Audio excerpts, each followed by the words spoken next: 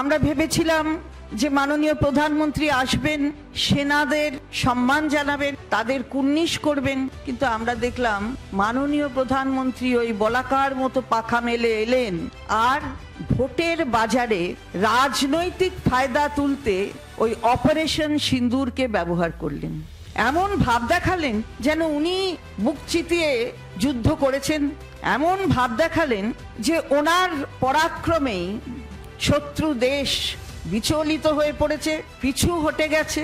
আমরা এটা বলতে চাই যে দেশের যখন কথা, তখন আমাদের দল, আমাদের সরকার একসাথে কথা বলে, এক কণ্ঠে কথা বলে, এটা দেশের কথা। আপনি বিভাজনের রাজনীতি করতে চাইছেন, সুতরাং এই বিভাজনের রাজনীতিটা সিঁদুর নিয়ে করবেন না।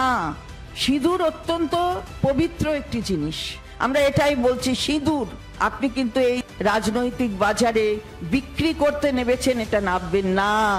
আমরা আপনাকে কিন্তু হুঁশিয়ারি দিতে চাই মেয়েরা, যে আপনি নামবেন না।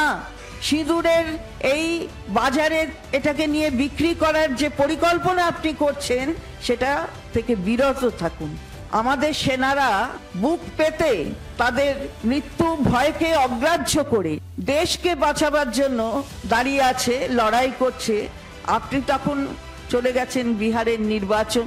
তো এইসব করে কিন্তু এখানে চলবে না। বাংলা কিন্তু অন্য জায়গা একটা। সুতরাং এখানে রবীন্দ্রনাথ নজরুলের বিভাজন করবেন না। বললেন এখানে নাকি নির্মমতার সরকার, অর্থাৎ নির্মম সরকার। কালকে মাননীয় মুখ্যমন্ত্রী বলেছেন এ সরকার মানবিক সরকার।